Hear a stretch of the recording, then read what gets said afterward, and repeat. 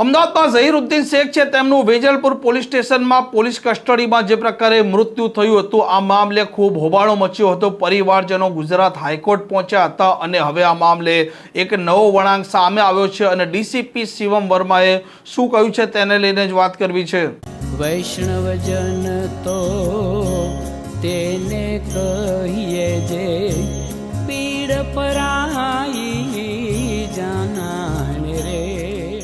નમસ્કાર, આપ જોઈ રહ્યા છો નવજીવન ન્યૂઝ અને હું છું આપણી સાથે તોફિક ગાંચી। અમદાવાદમાં પોલીસ કસ્ટડીમાં ઝહીરુદ્દીન શેખ નામના વ્યક્તિ જે પ્રકારે મૃત્યુ પામ્યા હતા આ મામલો ખૂબ ચગ્યો હતો અને વેજલપુર પોલીસના સામે તેમના પરિવારજનો છે તેમણે ગંભીર આરોપ લગાવતા કહ્યું હતું કે જ્યારે તેમના પિતાની આ વેજલપુર પોલીસે ધરપકડ કરી અને રાત્રિના સમયે તેમની તબિયત લથડી તેમને હોસ્પિટલ લઈ જવામાં આવ્યા, તેમાં આ જ પોલીસ કર્મચારીઓ છે તેમણે તેમને દવાનો ઓવરડોઝ આપ્યો હતો અને તે કારણસર તેમની તબિયત લથડે છે અને તે મૃત્યુ પામે છે। તેમના પરિવારજનો પોલીસ સ્ટેશનમાં હોબાળો મચાવે છે, બહાર ધરણા કરે છે અને તે માંગ કરે છે કે આ પોલીસ કર્મચારીઓ છે તેમના વિરુદ્ધમાં ગુનો દાખલ થવો જોઈએ અને પોલીસ છે તે આ મામલે પેનલ પોસ્ટમોર્ટમ કરાવે છે અને તેનો રિપોર્ટ પણ આવે છે અને તેમાં તેમનું જે પ્રકારે મૃત્યુ થયું હતું તેમાં તેમના પરિવારજનોના જે પ્રકારના આરોપ હતા તેઓ કોઈ પણ પ્રકારનો મામલો નહોતો અને અંતે આ ઝહીરુદ્દીન શેખના પુત્ર તોફિક શેખ પહોંચે છે ગુજરાત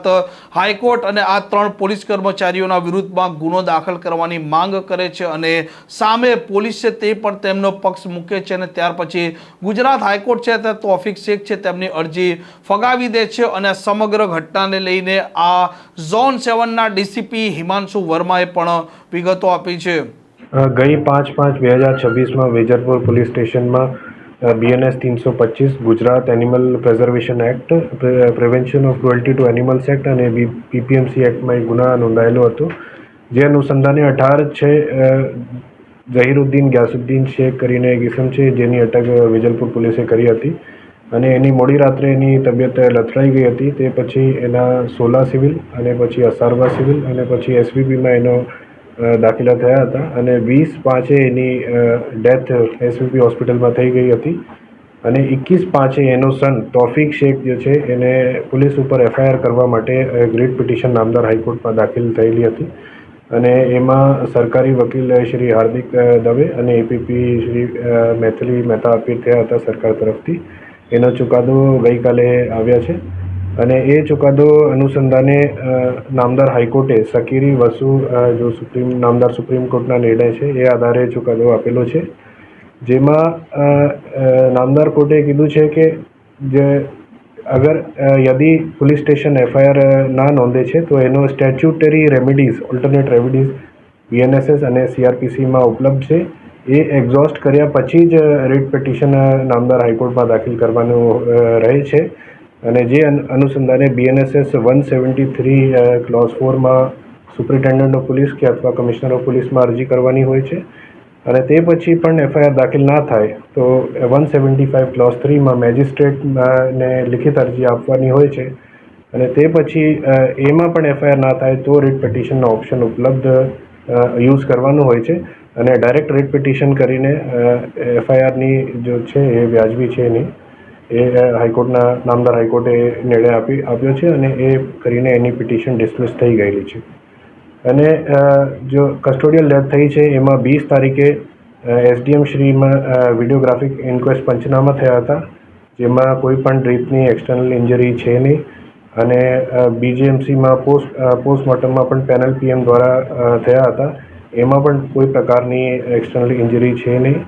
અને એડી દાખલ થયેલી હતી 20 તારીખે જેની તપાસ ACPM ડિવિઝન અત્યારે કરી રહ્યા છીએ અને એમાં કોઈ પ્રાઇમા ફેસી કોઈ પણ પ્રકારના પોલીસ ટોર્ચર કે પોલીસ કોઈ પ્રકારની પોલીસથી ગેરરીતે કોઈ પણ પ્રકારની અત્યાર સુધી પ્રાઇમા ફેસી માહિતી છે નહીં એ કરીને પ્રોપર ઇન્વેસ્ટિગેશન ચાલી રહ્યા છે અને FIR નોંધાઈ છે।